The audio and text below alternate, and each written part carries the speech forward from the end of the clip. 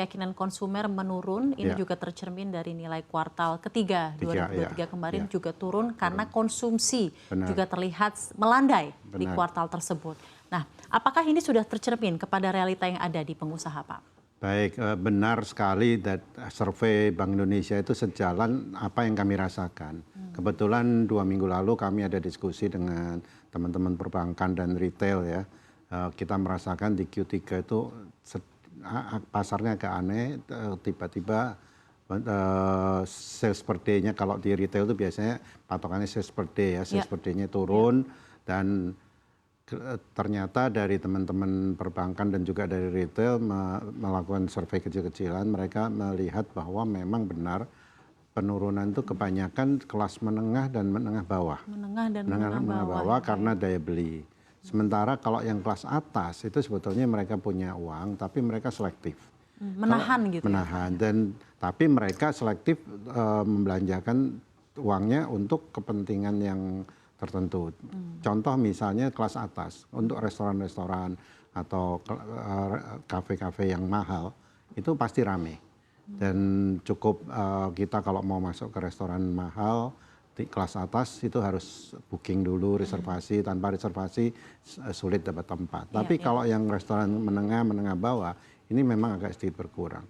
Demikian juga untuk produk olahan kami merasakan juga ada penurunan. Karena kita lihat dari beberapa survei menunjukkan karena konsumen ini shifting pengeluaran. Karena tadinya belanja secondary food, tapi sekarang makanan pokok primary food agak naik harganya. Mereka harus mengeluarkan untuk itu. Untuk transportasi yang naik mahal dan lain sebagainya, untuk perumahan dan lain sebagainya. Jadi mereka mau tidak mau secondary food agak sedikit berkurang. Nah ini yang kita rasakan. Kelas itu kelas menengah bawah. Nah yang kelas bawah sekali itu sangat tergantung dari BLT dan lain sebagainya yang memang masih menjadi andalan mereka. Nah inilah yang kondisi di lapangan seperti itu. Tapi ini hanya Anda berbicara eksklusif untuk kuartal 3 2023 saja atau memang dari awal tahun sudah seperti itu Anda melihat ya Q1 dan Q2? Bagus, Q1 cukup bagus. Kita lihat juga kemudian memasukin Q2 menjelang Lebaran itu ternyata Lebaran juga tidak seheboh yang kita yang biasanya spike-nya sangat tinggi sekali, ternyata tidak.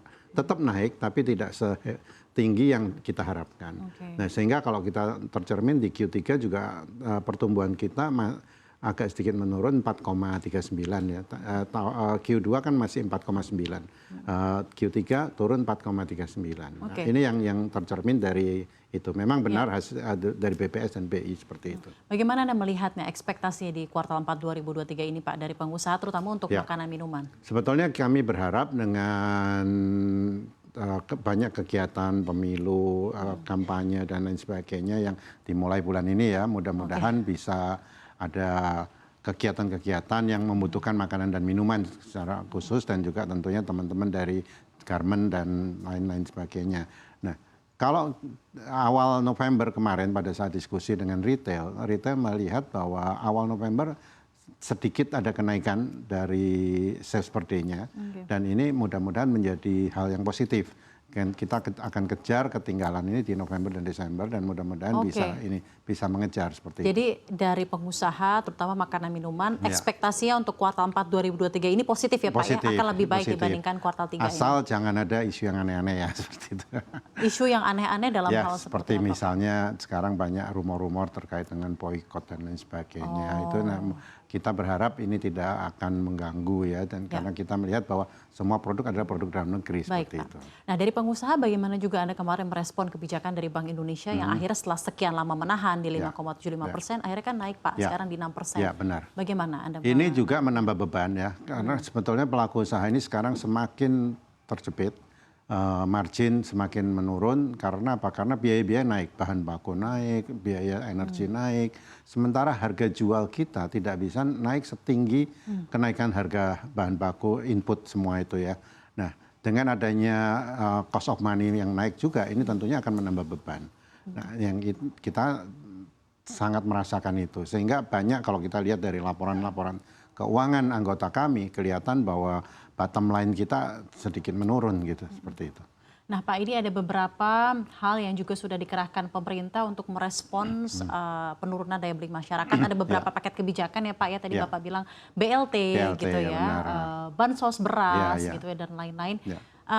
Menurut pandangan Anda apakah ini cukup Pak untuk menggenjot daya beli masyarakat? Ya, kalau dibilang cukup tentunya masih belum ya, tapi paling tidak ini sedikit membantu gitu kalau menurut saya. Jadi pemerintah terus lanjutkan saja. Tapi kalau yang penting adalah pemerintah bisa memberikan suasana kondusif dan juga meningkatkan income bukan hanya di perkotaan tapi di pedesaan juga gitu. Bagaimana bisa create income ini gitu dari masyarakat. Nah, ini yang menurut sebetulnya tugas dari pemerintah harus menciptakan lapangan pekerjaan yang cukup banyak di perkotaan maupun di daerah-daerah di pedesaan terutama ya. Jadi memang kembali ke akar permasalahan begitu ya Pak. Jangan ya, hanya BLT saja. Kalau BLT sebulan habis. Tapi bagaimana kita bansos juga ya Pak. Ya, kita harus menciptakan memberikan pancing bukan ikannya gitu.